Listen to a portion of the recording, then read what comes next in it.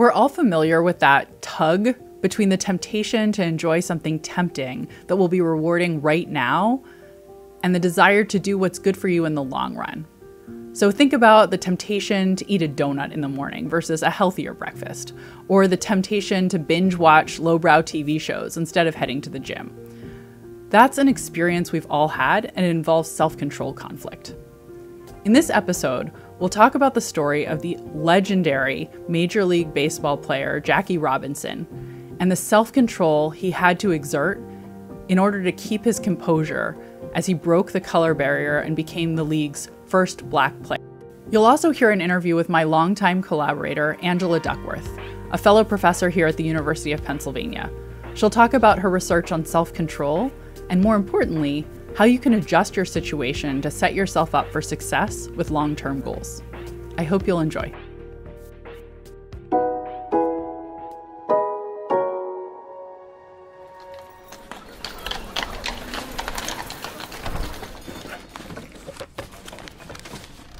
It's 1725, and an 18-year-old named Ben from Boston is working in London. He's broke, but he's found a job as a printer's apprentice.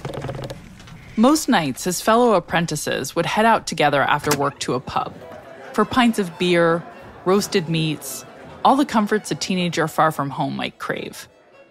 And naturally, Ben wanted to join. But he didn't go. Instead, he saved his hard-earned money, ate cheaper meals, plain bread or gruel, and instead of beer, he drank water. Why? Because he wanted something bigger. He was hoarding every shilling, not for beer tonight, but for books tomorrow. Books that would feed a different kind of hunger. That choice, bread instead of beer, books instead of banquets, helped shape the young man who would become Benjamin Franklin, printer, inventor, diplomat, and founding father. In this episode, we look at the power and challenge of exerting the kind of self-control that Ben Franklin embodied, whether that's at the pub, in the checkout line, or on the baseball diamond.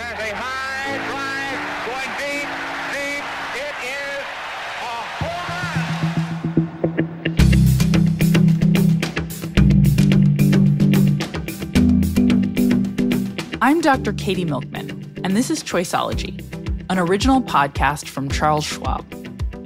It's a show about the psychology and economics behind our decisions. We bring you true and surprising stories about high-stakes choices, and then we examine how these stories connect to the latest research in behavioral science. We do it all to help you make better judgments and avoid costly mistakes.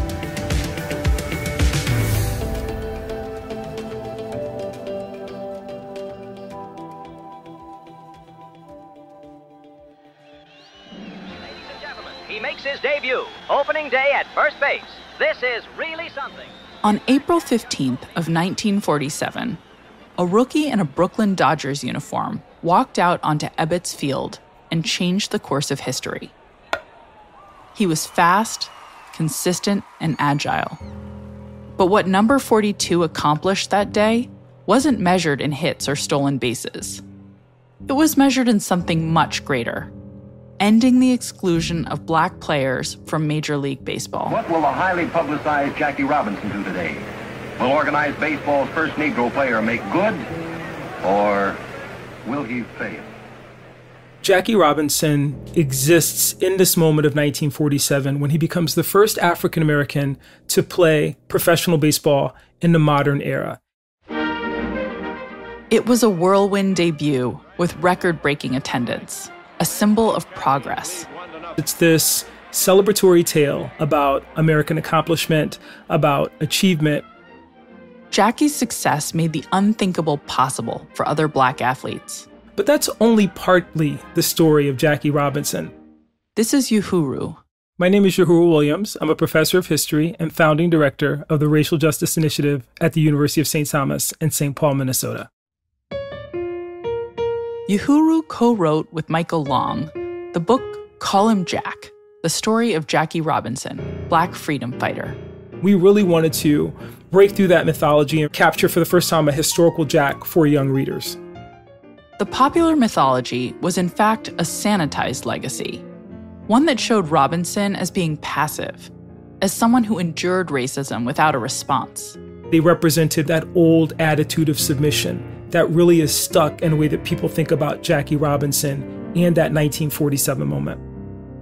But the kind of man that it took to do what Robinson did, to be part of integrating American baseball, required something very different than a passive character.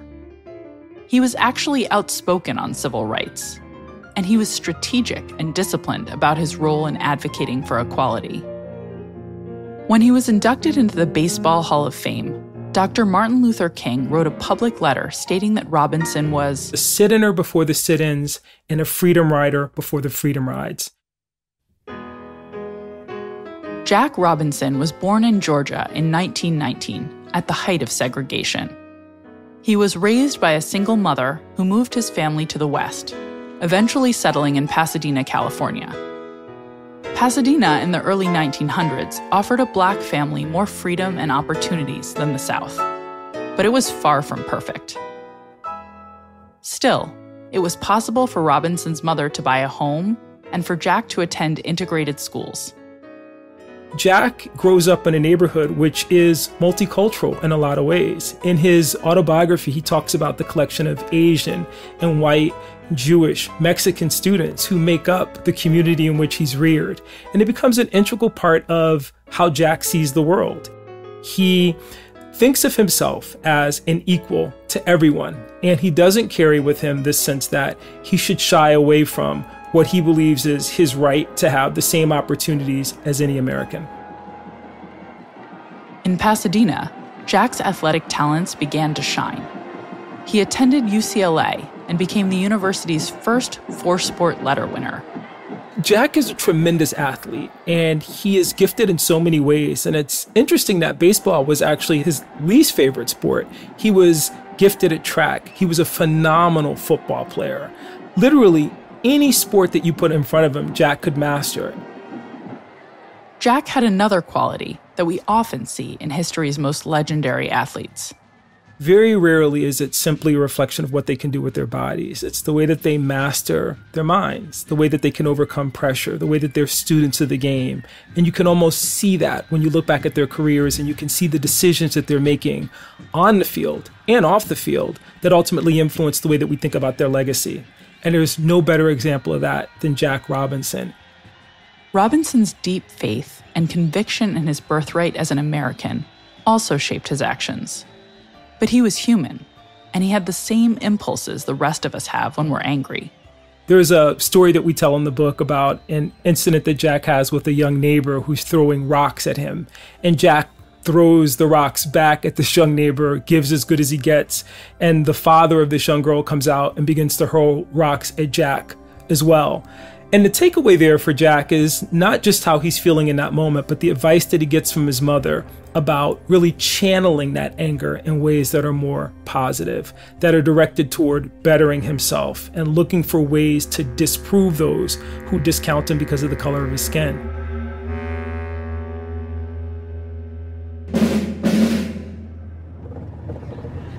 In July of 1944, Jack is on a civilian bus operating on the base on which he's stationed.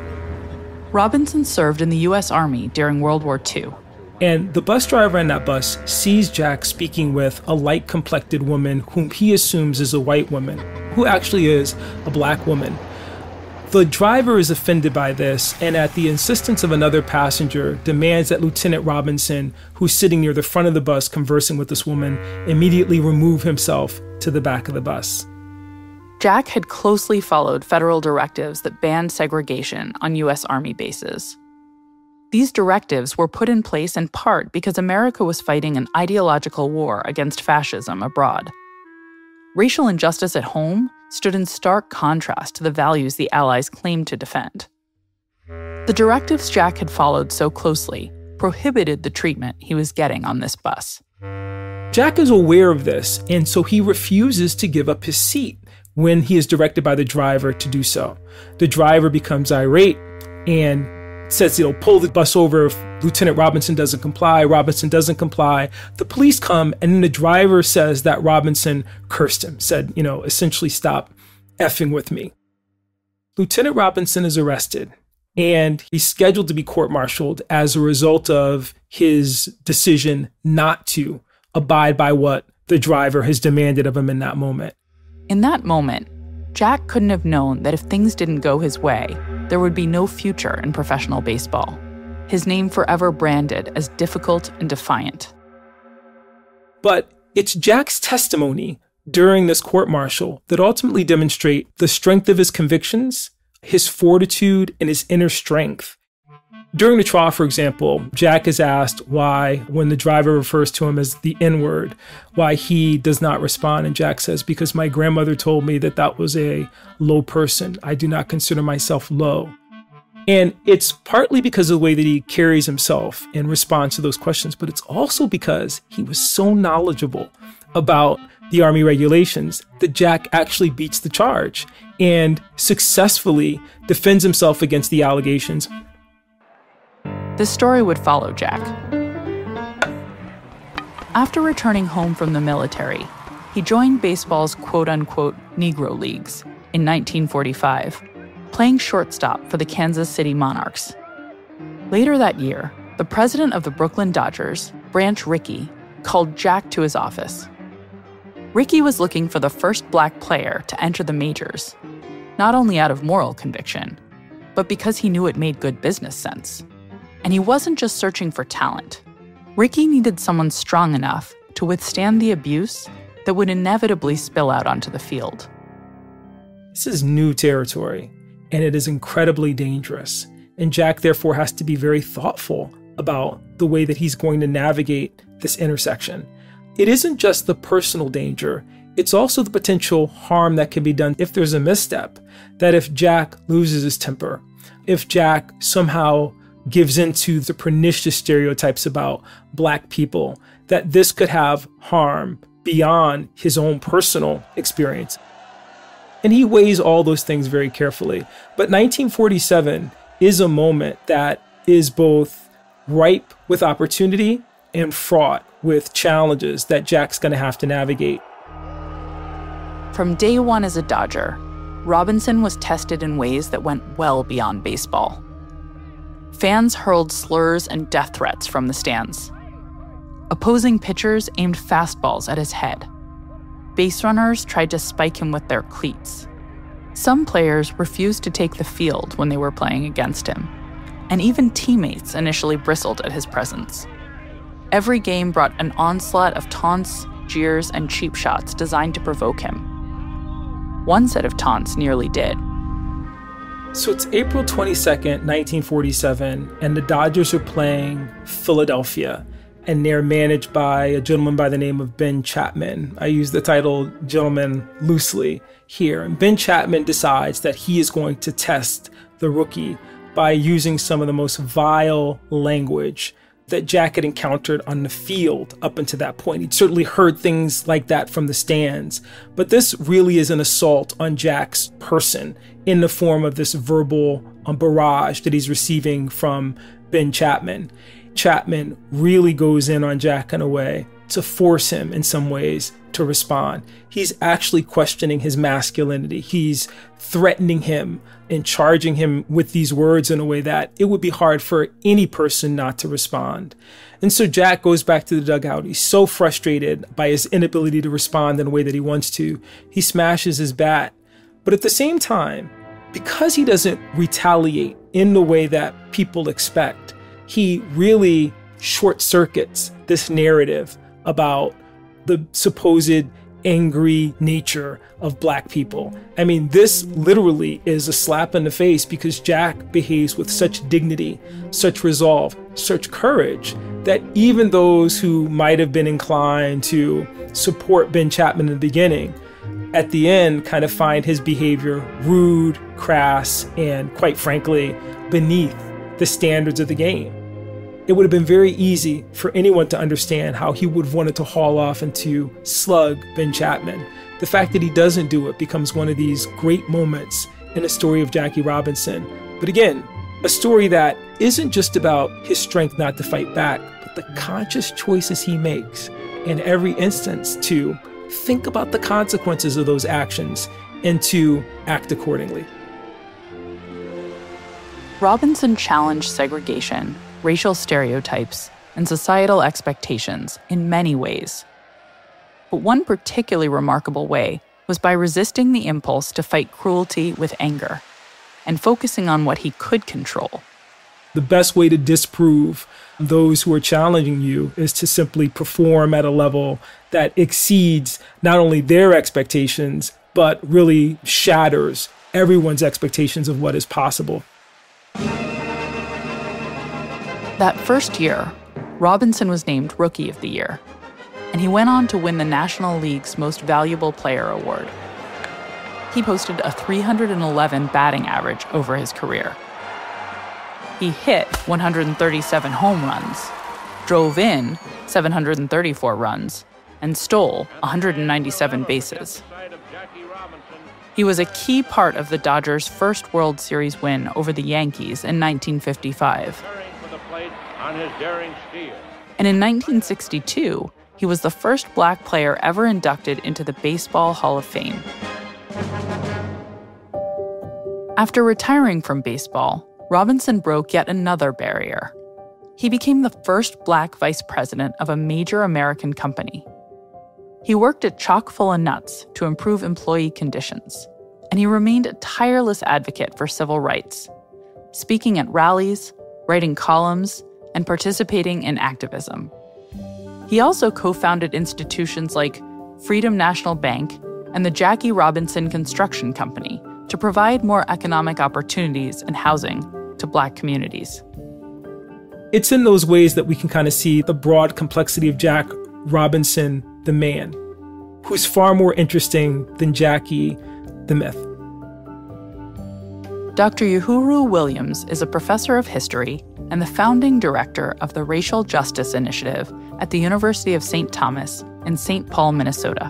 He's the co-author, along with Michael Long, of Call Him Jack, the story of Jackie Robinson, Black freedom fighter. You can find links to his work and book in the show notes and at schwab.com/choiceology.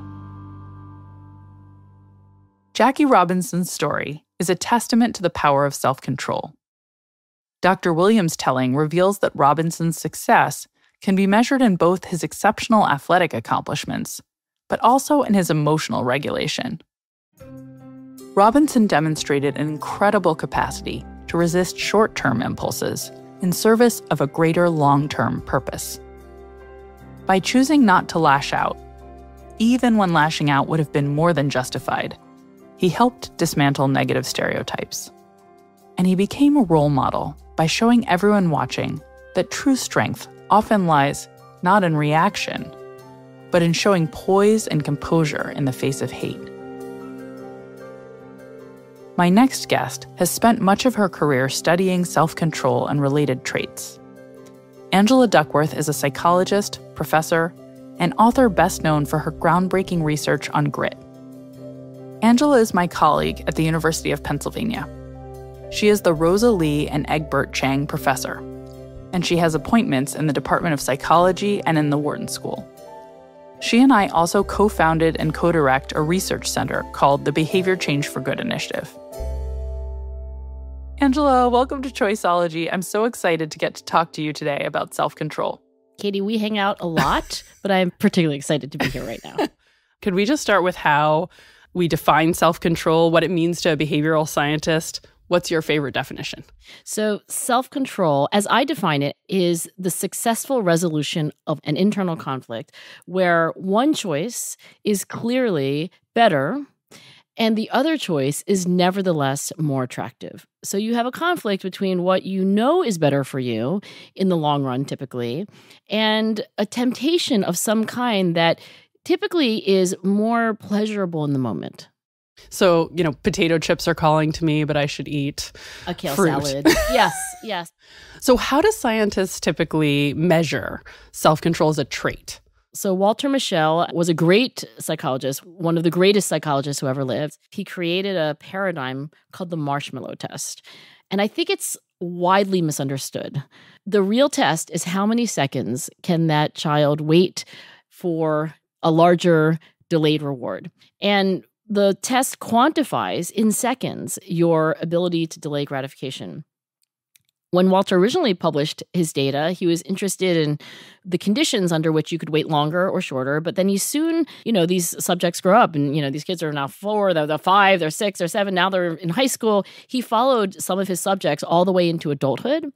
And the striking finding, which is a little more complicated than it at first appeared, was that the number of seconds that you could delay gratification in this simple little experiment at age 4 predicted your SAT scores, your general academic performance, the quality of your social relationships, your likelihood of being delinquent versus a good citizen, et cetera, et cetera.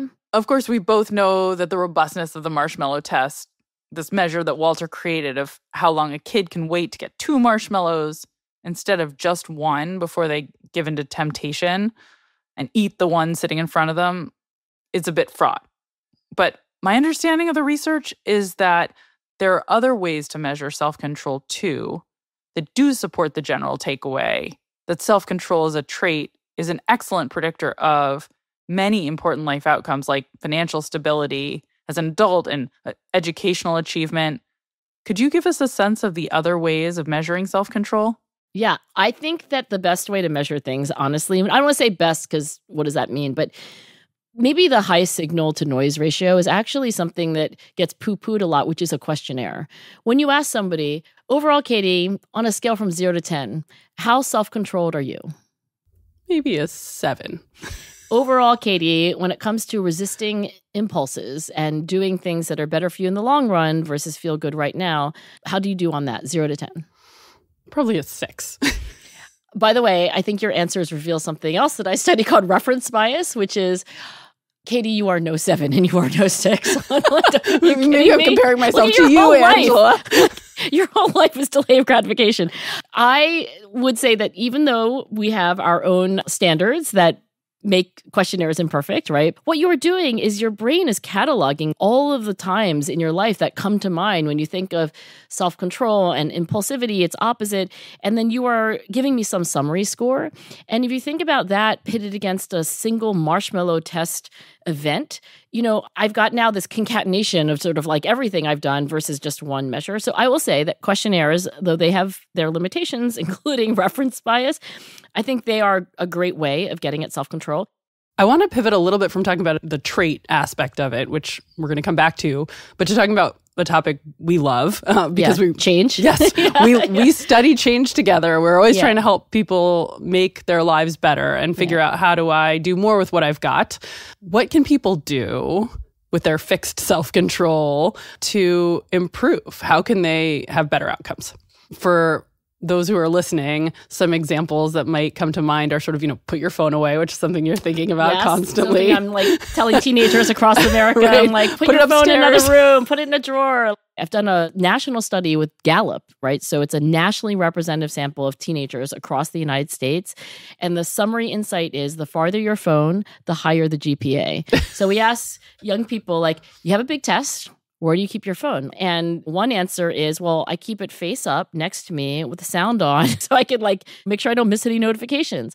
Then there's I keep it next to me, but it's, face down and it's sound off. So all these gradations. And the last one is I keep it in another room altogether. And that's where we can graph distance from your phone and GPA. And it's a monotonic relationship.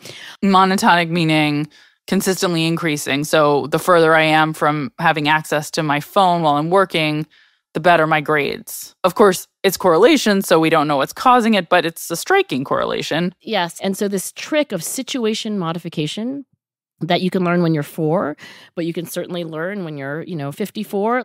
I think this is actually one of the most important things that we should learn from Walter's discoveries.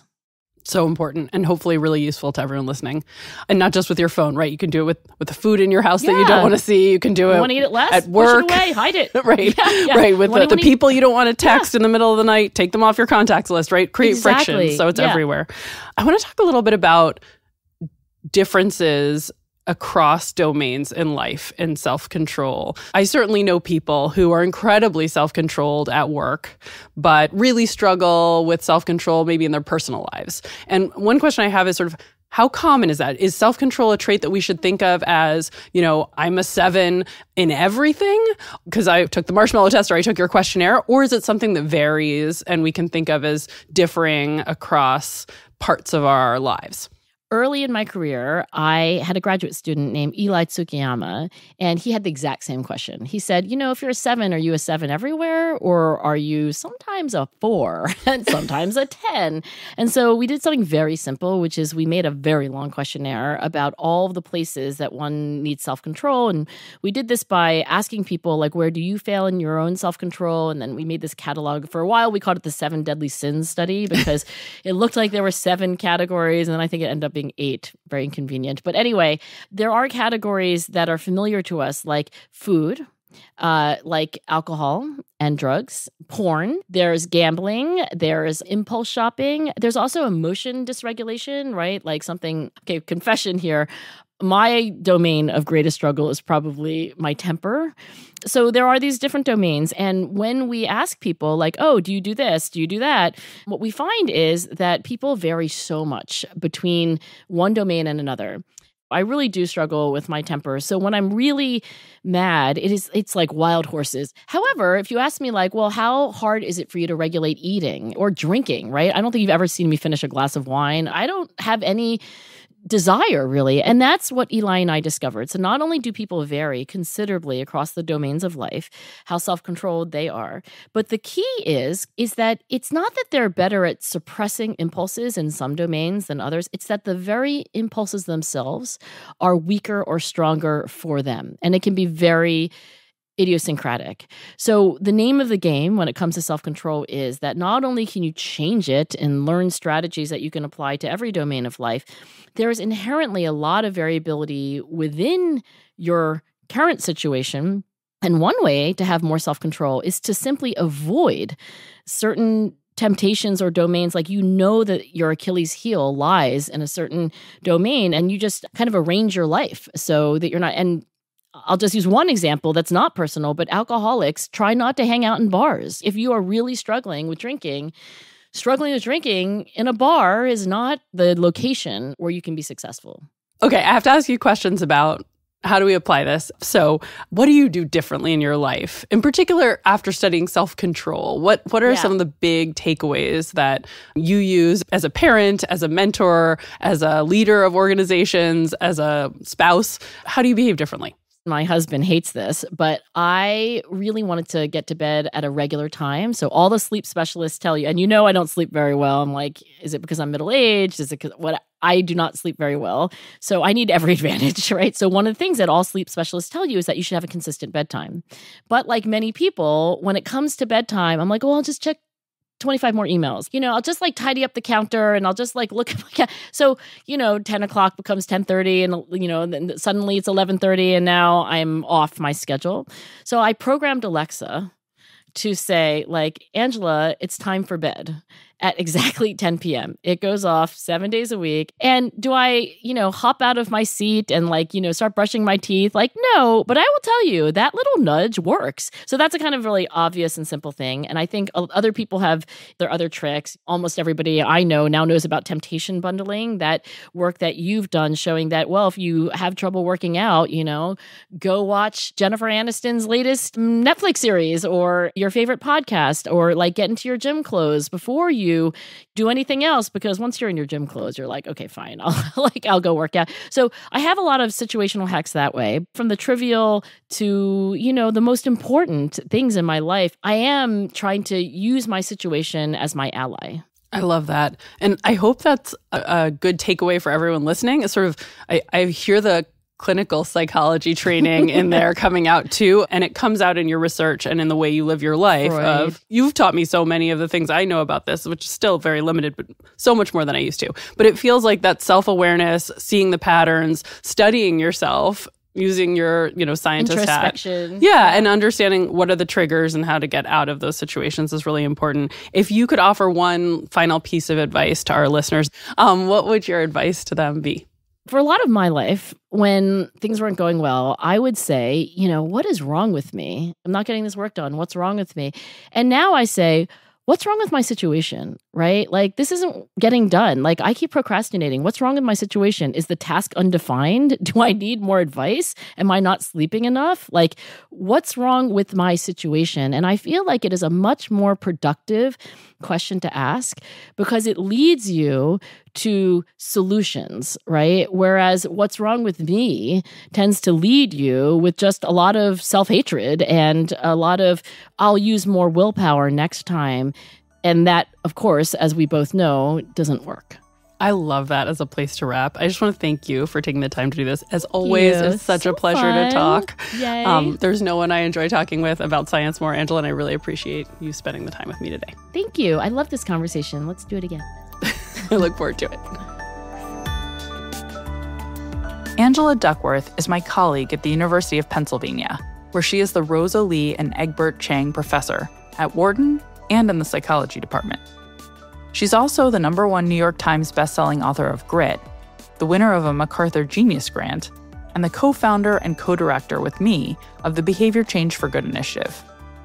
If you'd like to see and hear my full interview with Angela, where we also explore the relationship between self-control and grit, you can watch the video on YouTube or Spotify. You can find links to the full video, along with links to Angela's work, in the show notes and at schwab.com/choiceology.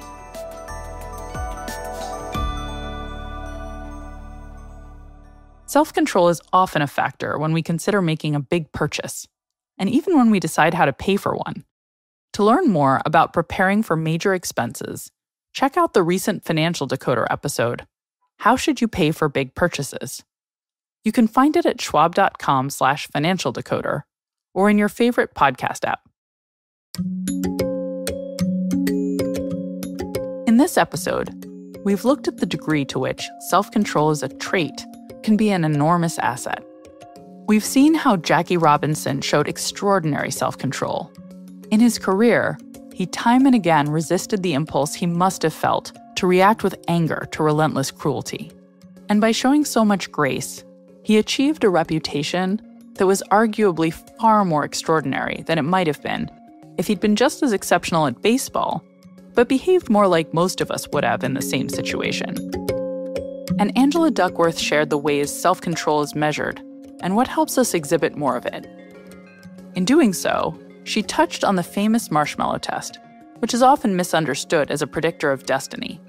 I think it's most useful for illustrating just how hard temptation can be to resist, and that our context often shapes whether we give in. While 4-year-olds' marshmallow test scores became famous for predicting things like their future SAT scores and behavioral challenges, recent research shows that these scores actually aren't very predictive after you control for things like a child's socioeconomic status. Still, the ability to self-regulate measured more broadly through questionnaires given to people at ages 17 to 37 really does predict a lot, including a person's net worth, income, years of education, and general financial health in their late 40s. The thread that ties all of this together is that success, whether in sports, in social change, or in our personal lives, can be predicted by our ability to manage short-term impulses in service of long-term goals. That's as true in our financial decisions as it is anywhere else. Choosing to save instead of to spend, to eat kale instead of potato chips, to ignore your cell phone and focus on work instead, and to keep your cool rather than losing your temper at an obnoxious comment will serve you well. But your genes are not your destiny. And being self-controlled when it comes to your health doesn't mean you'll nail it when it comes to your finances. Which makes it crucial to know your own areas of strength and weakness, and to try to set yourself up for success by changing your situation so temptations are out of sight and out of mind.